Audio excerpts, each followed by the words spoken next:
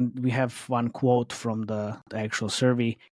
These guys are doing 7 million a year across 9 channels, but still Facebook and Google doing 80% of the work, which is not really what you want to see. Sometimes I see uploving going anywhere from 60 to 80% of the budget. Again, not ideal scenario, but you should try to diversify and try to have very even budget split. So if one UA channel dies, then you have the replacement. For example, I just had to pause Facebook on one game because on Android it was absolutely terrible. It's 4 a.m. and we're rolling the dice. Matej drops knowledge made of golden eyes.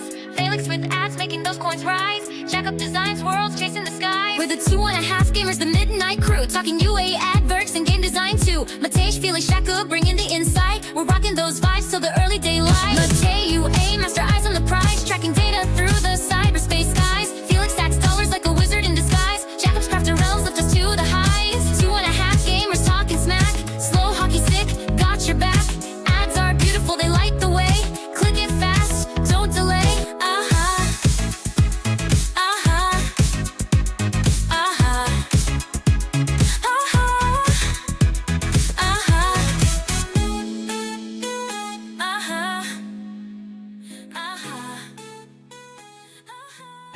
Hello. Welcome to another solo episode. Today I'm going to talk about the state of the brutally honest UA. That's how I named my, I would say, recent article about the UA. I ran a survey on the 20,000 subscribers that I have on my brutally honest newsletter, and I have some interesting findings. Let's call it that way. But before we start, this episode is actually brought to you by our dear friends Vibe, the most intuitive streaming TV ad platform, which is designed to maximize ROAS for apps and games of all sizes. It's actually that simple. It's totally self-serve. And yes, it actually drives real business results. Joined 5,000 brands that are already using it. It's your turn. You can check it out at vibe.co. Go there and start your CTV campaigns now. Let's get back to the episode. So I'm talking about the state of UA, and I actually have a presentation for you. So yeah, you can see it right here. Everybody that's listening to this on Spotify, go to YouTube or the Spotify video. So I call it How to Win in 2025. I have numbers from few hundreds UA managers from that survey that I mentioned at the very beginning.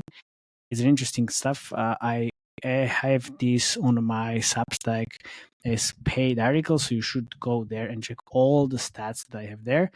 This is going to be a teaser. Let's go. How to Win. This is me, Matej, Lancaric, 11 years in the gaming industry. Being around, we're not getting any younger. Worked with around 52 games, soft launched and global launched. A lot of stuff, small, mid-sized, big games, doesn't really matter. I also have a creative team of 10 motion designers. People always tell me I should advertise this a little bit more. So here we go. If you need creatives, let me know. I do also run a playable ads team as well, and have playable.maker.com, which is the playable ads exporter from video. So you should definitely check that out as well. Okay, let's go to the actual agenda. So I'm going to talk about the CPI ROAS benchmarks that I gathered from the previous work, channels, what's working, what's not working in the actual creative. We have some benchmarks, how to test different creatives, how to use AI, and what skills you and your UA team should have. So buckle up, it's going to be a lot of fun. It's also created by AI, as a lot of different images in this video as well. So UA actually has changed. No shit, Sherlock, right? in the survey, there's one company that said that one person managing 40 games. I don't think that's possible that much, but it definitely changed the whole UA. When I joined gaming industry in 2020, 2013, actually, we were running hundreds of campaigns on a daily basis. These days, it's way more chilled. I mean, it's 80% of this is automated. You don't have to run the micro targeting or whatever we called it back in the days. You run few big campaigns on all the channels, and that's it. So you have then creative testing and the creative production, but it's not, again, like such a big volume of the campaigns that we had to run in the past. And these 40 games at the same time, it's quite a lot. So I hope people just don't tell the truth all the time. Anyway, so what's actually working right now? And for me, and I've been saying this for some time, the uploading, and we got some interesting chatter on LinkedIn about our uploading episode. I still believe uploading is the number one channel on iOS, although Facebook and TikTok are really working well, especially on the AEM, which is aggregated event measurement on Facebook and iOS. Then TikTok is also very strong with their own ADC, which is Advanced Dedicated Campaign. I think I don't really follow all of these acronyms anymore, but it's the same thing as TikTok and the Facebook. And now Google came up with ICM, which is whatever conversion measurement. But it's all the same thing. It's modeled conversion on iOS and kind of works, especially on Facebook and TikTok. So these two.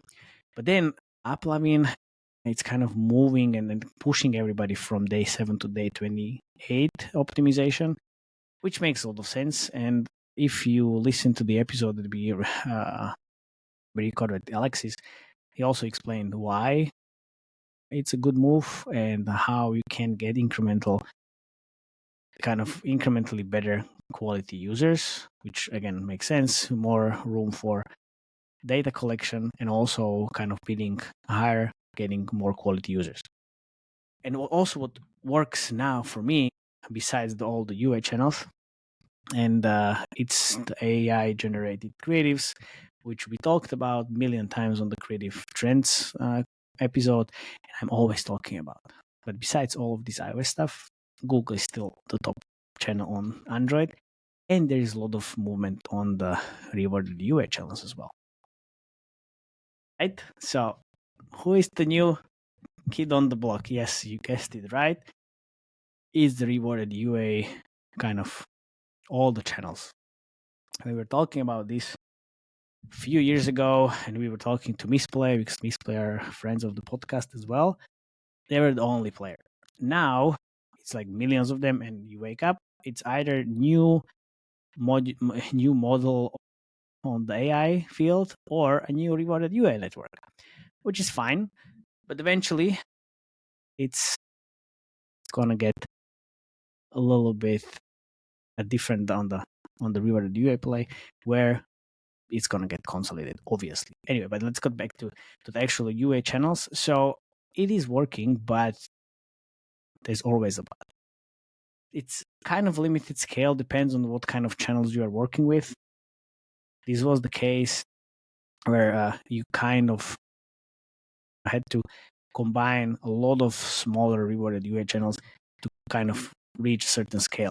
These days, you have kind of all media, you have tier ads, you have Misplay, obviously, and Adjo and all the some others, which are kind of getting bigger and bigger. So the scale becomes less of a problem. But there is fraud, which is a huge problem, and we're actually talking about the fraud problem with Zeno from Tier Ads. So if you haven't checked that episode, you should definitely go there and check out like what you need to do in order to kind of limit the fraud. It's few very easy, well, not easy. Well, for me, everything is easy, which is I'm the UA person, but it's like server to server integration and a lot of other stuff that Zeno mentioned that you should definitely check out.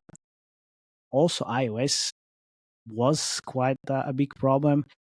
Now it's changing, thank God. So we can run a lot of iOS UA on the rewarded channels as well. But then the biggest problem was players get rewards, they churn immediately, which then fucks up your LTV predictions. And I've seen a lot of companies struggling with this because of all the prediction models and seeing how much they can earn on first 7 days. And the ROAS is such a great, you can see such a great number on the ROAS side for all these UA channels and campaigns on the rewarded UA, but then it flattens out. So I've seen these in some of the companies I worked with before. When I joined and tried to do the UA review, I saw a lot of money wasted on this because then the LTV plateaued after day 30, let's say, and then the LTV prediction didn't really work. Easy solution are targets for rewarded UA channels. But then also coming back to the episode with Zeno, he mentioned one interesting thing, which is the long-term player progression. And which basically says, and comes back to the point that I mentioned before, rewarded UA channel needs to have capabilities to keep the player engaged even after day 7, ideally after day 30, ideally after 60, 90 days. Benjamin, as a UA channel, is actually doing quite an interesting job, so you should definitely check it out. Because then you can also have multiple different offers. So you start with playtime or a few step offers, then you get time limited offers, and then you try to still kind of work with the player within the campaign. So this is the kind of way to go in the future of all the rewarded UA channels we're gonna see in the next couple of weeks, months this year. Definitely rewarded UA is not going anywhere. So in terms of the UA budget and the mix, these are the survey data that they gathered. So obviously what I mentioned, it's very similar to what others are doing. So on the Android, Google Ads, AppLovin, and rewarded UA. Interestingly, AppLovin for me doesn't really work that well on Android. If I need to compare it with, let's say, TikTok, which always sucked on Android, how with the Smart Plus campaigns, going really well. Anyway, iOS, AppLovin, as I mentioned, Facebook, TikTok, and Apple Search Ads. I mean, good luck with Apple Search Ads. But again, we have one quote from the actual survey. These guys are doing 7 million a year across 9 channels, but still Facebook and Google doing 80% of the work, which is not really what you want to see. Sometimes I see AppLovin going anywhere from 60 to 80% of the budget. Again, not ideal scenario. But you should try to diversify and try to have very even budget split. So if one UA channel dies, then you have the replacement. For example, I just had to pause Facebook on one game because on Android it was absolutely terrible, and I see that across different games at the moment. But since I ran AppLovin, TikTok, Moloko, and some rewarded UA channels, it was fine because I redistributed the budget to other channels and zero problems. Okay, so some benchmarks. These are some match-free mobile gaming benchmarks that I've seen before. You can check it out. I'm not going to talk about all of these, but we have strategy as well, which are some interesting numbers, and mid-core gaming UA benchmarks. All of these are based on the real data that I was able to gather, but also we have a PVX Lambda, which is pvxpartners.com/lambda. So if you want to get real benchmarks and real kind of insights, you plug yourself in with an MMP and you can get some benchmarks and some data points easily. And I mean, these are our dear friends from PVX.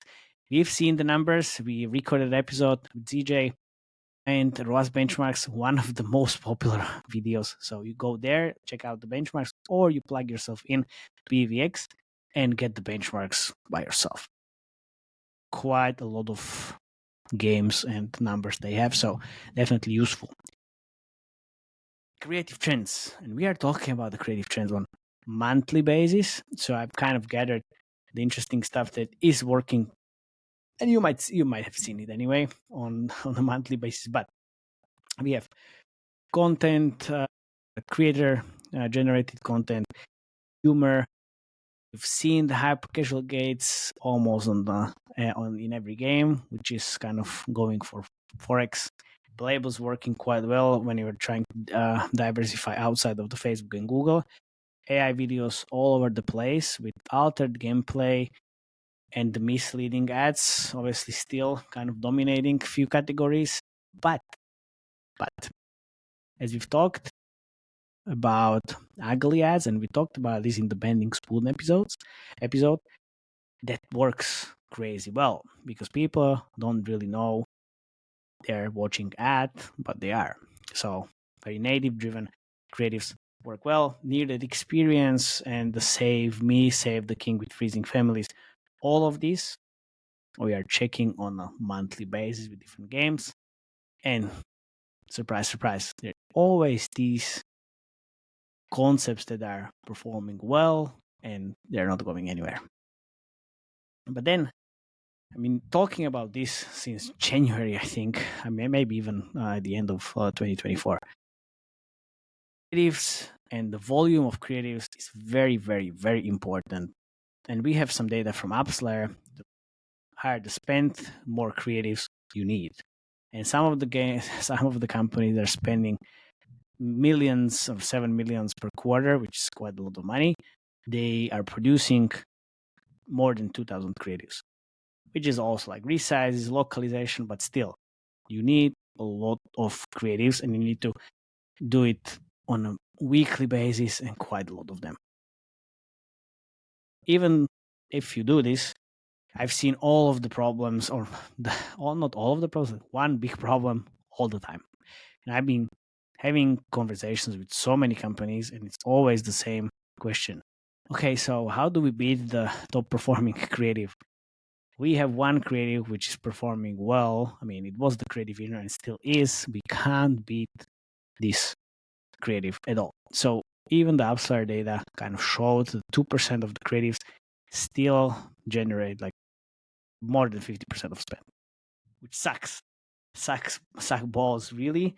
The only how you can actually combat this is with the loads of creatives. The more creatives you have, more shots on goal, higher chance of succeeding, which means refreshing the creatives every week, multiple times a week.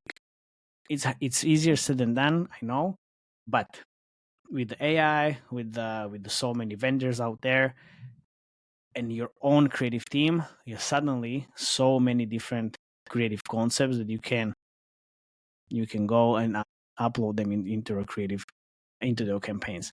And it doesn't really need to be only a new concept. You can, and you should, iterate, and you can iterate easily, right? You can refresh hooks, you can iterate on the length, you can iterate on the speed, you can about pace of the creative, and just test new angles, right? So when you're talking about the hooks, and I'm pretty sure what I'm gonna show you now. Our good friends from Century Games, which are the kings of the hooks. On the left side is Frozen City, and we've seen this creative million times also with Whiteout Survival. Also with the King Shot. How cool is this hook? It's really cool, and the best thing is it's actually made by AI, I would say. Yep. And it really goes directly into the gameplay right away. And it suits so well. They, again, as I said, like they are the masters of hooks for sure. But we have more. So I was kind of doing some of the research for different hooks, and there was this slingshot hook that suddenly I saw so many different games actually using this. So Angry Birds, Evony, Royal Match, and it's not only Survivor. Even Survivor, maybe, but not Whiteout Survival. But so many other games, they're still using this, and you can see it across social casino, X, match free, doesn't matter. And we're gonna see this more often.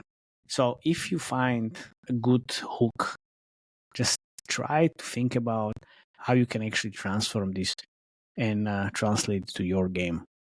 It doesn't really, it's not rocket science, I would say. It should be quite easy. And then if you think about the iteration of your creatives, hook, that's the first step, right?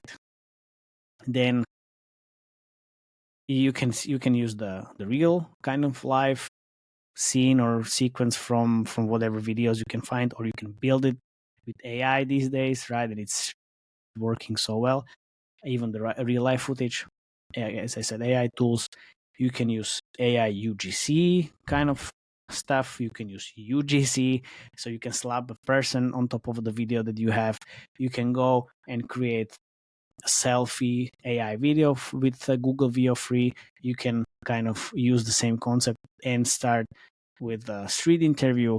You have different elements, sounds, captions, music from the TikTok, and use obviously the video on TikTok. Or you have one video, you cut it into pieces, or you have 3 different videos, you stitch it together, and suddenly you have 90-second video. Doesn't matter. Long form videos work really well on Facebook, work really well on Google, work really well on Apple. I mean, well, it's kind of 60 seconds or 59 seconds, but still, suddenly for 2 videos, you can have one long video, easy as that.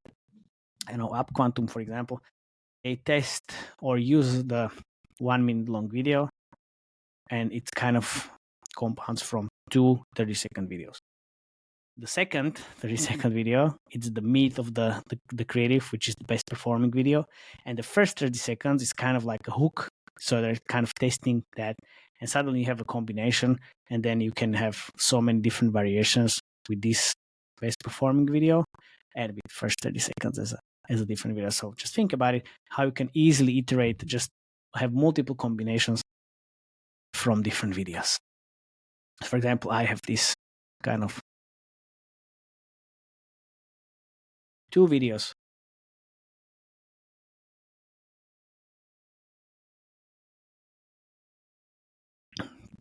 Yes, 35-second video with one sound and one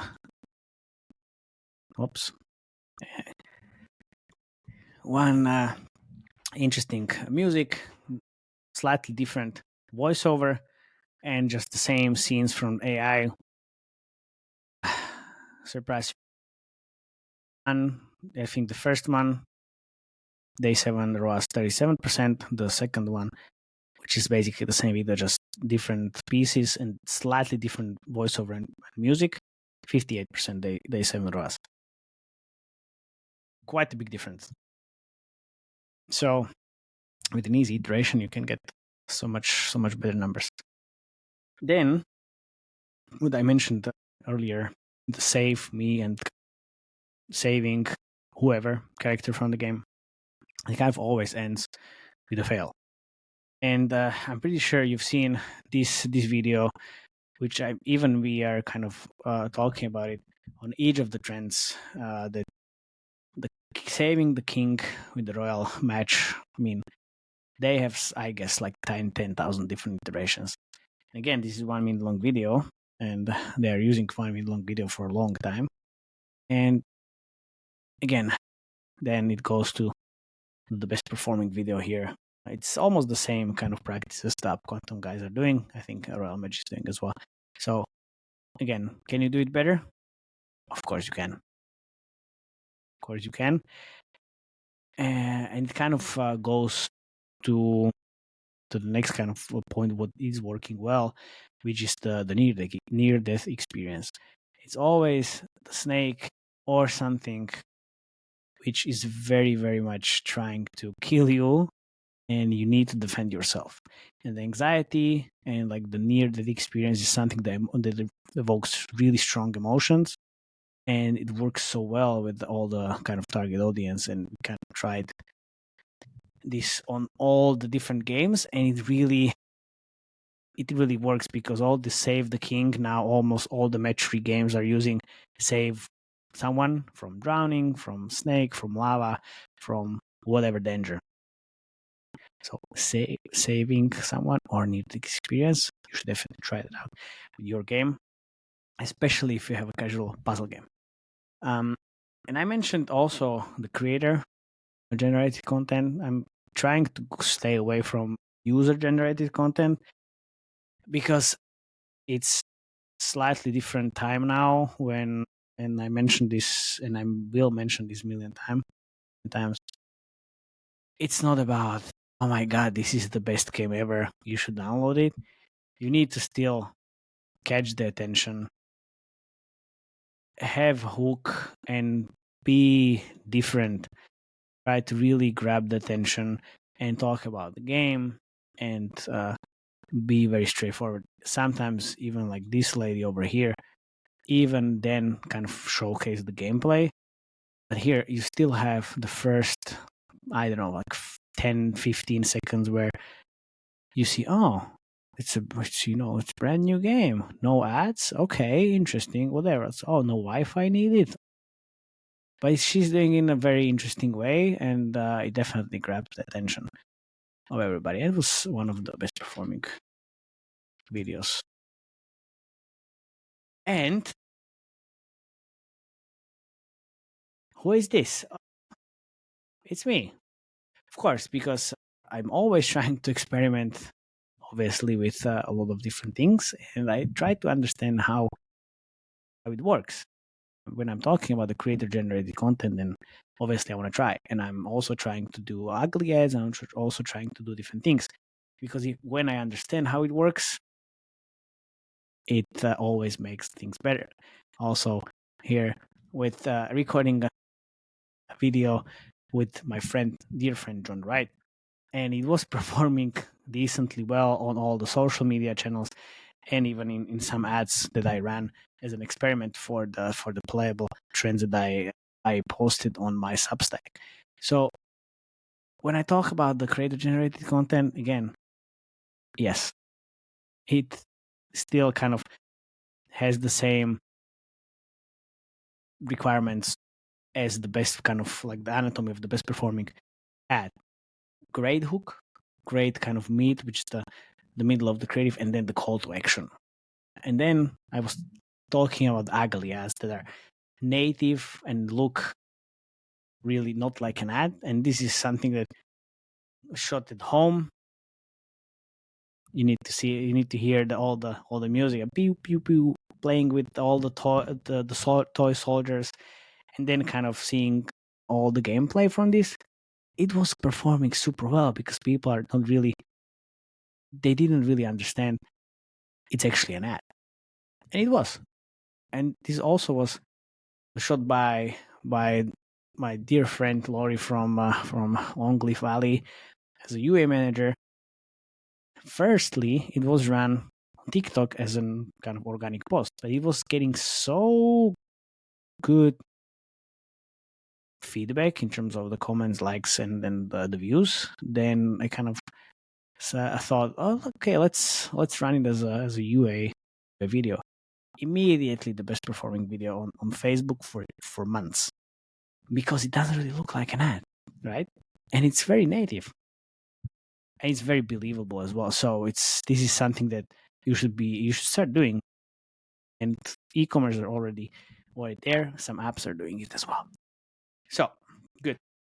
All the trends, obviously, there's so much more trends that are kind of changing on a monthly basis. So check out all the trends on our YouTube channel.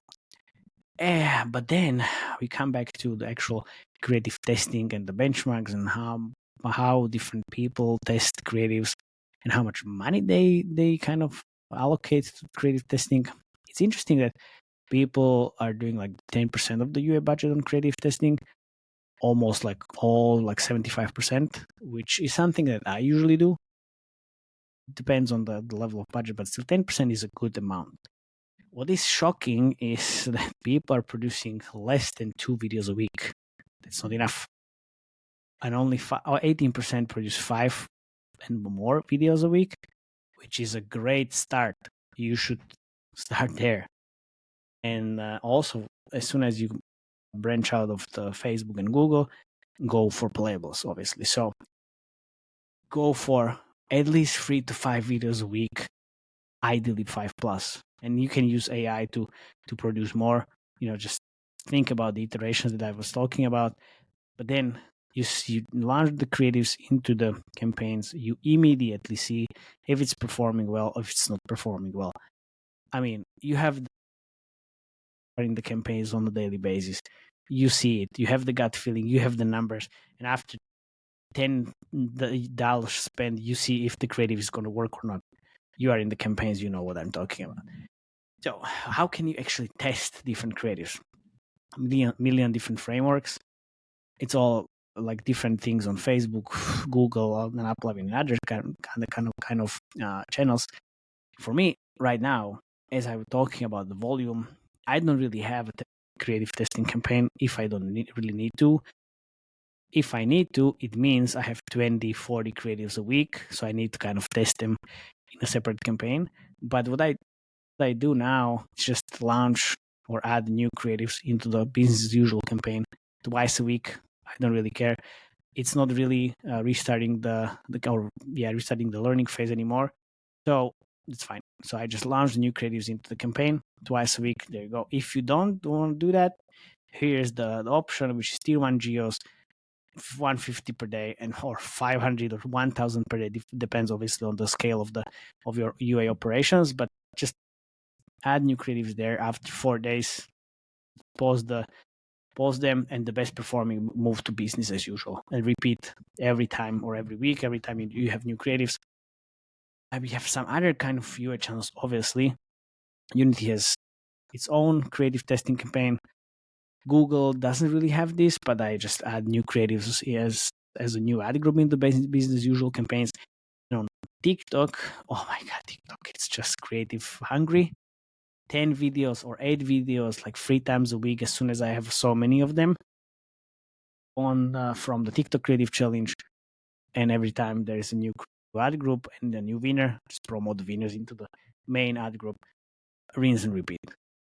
The main interesting thing from the Uplavin episode was the fact that Uplavin actually allocates like 5% of the campaign budget to the new creatives, so you don't really need to have a new creative testing campaign. You just launch again a new creatives into the campaign, and it will test. And if it gets decent results, it's gonna get more and more traffic. I've seen this recently. We produced a few creatives for one game. They tested it on Facebook. None of them got any traffic. Like, okay, interesting. Then they launched it on Uplavin, and 6 out of 8 immediately got traction, and 2 of them became creative winners afterwards. So, again, not all the creatives are suitable for all the channels, and the testing, creative winner on Facebook, it's gonna outperform almost always outperform everything that you can. So, AI, let's hear this out. AI is going to take your job. If not AI, I will. Jokes aside, 68% of respondents in my survey use AI to assist in the creative framework. Gemini, ChatGPT, Midjourney, CapCut, and Synthesia are common tools for producing creatives. Kling AI, Runway, Sora, and Google VO2 are also used. Use cases for AI, UGC scripts, thumbnail optimization, first frame hooks iteration, audience research, and many more. Yes, if you are not using AI, you are already 2.5 steps behind. Pun intended. Okay, let's get back to the real presentation. This is so meta, because this is not me, but it's my AI avatar. Exactly. This is the future. But jokes aside, it's an integral part of our creative process, even with my team. As soon as I introduce the AI, Midjourney, Kling, or even ChatGPT to the image generation or anything related to the scripts or whatever, 10x the whole production. I mean, it's inevitable. So start using it yesterday. It's insane. And it also kind of goes into the UGC, AI UGC, because it's not always only about the talking head anymore. It's the in position kind of UGC stuff, because it also evolves, right? We can't even say who is real and who is not real. I mean, if it's good or bad, I don't really know, but still, it really speeds up the whole production. And this lady in the yoga position, one of the best performing videos from the past. So again, if you need a new UGC and the UGC really works in the games that you manage, help yourself out with the AI UGC. There's so many different tools. Every week there's a new one. So just go for something which is not really the same as everybody else is using, because nobody wants to see that. And when it comes to AI in general, we have so many games using this, and we might have the AI corner that Jakub is always pushing for with the AI, because it's becoming more insane and more insane. But these are like just some examples from the Forex games that they are using this, and I think the Dark War started using this in last year in November, and since then never stopped. And it's very, very attention grabbing, very novel. People want to watch this, and it works really well on Facebook for some reason, especially on Facebook. I have more Forex kind of examples. These are some of our very favorite ones, because it's very unique, let's call it that way. And I still want to watch it. So as soon as you want to watch, and you watch the video for almost a minute and 15 seconds, that's a very positive signal for Facebook, and I would say also for other UA channels. But it's not only about Forex games. This is again AI UGC that kind of combines UGC, Link AI, and some other kind of trends, and again, like, performing super well, because it's something that you want to watch until the very end, and nothing in this is actual real person. So I think it's based on AI, which drives me to the whole kind of skill set in the UA field for 2025. And it's not the same as it was before, because even Monkey can just push buttons, right? But these days, a UA manager really needs to know how to tell a story. It needs to kind of know how to write a good prompt for any type of AI, and that's where everything is heading, right? So you need to go from just clicking the buttons to be very creative oriented and very kind of engineering the prompts. That's just to get the best outputs. So if you want to ask your team and push them after this episode, ask them, how many creatives are you producing, or they producing every week? What's the CPI or the ROAS by platform and the campaigns? What's the spend goal? If you hit the target, what's the payback? And what kind of AI tools they use? And if they are kind of testing new channels frequently.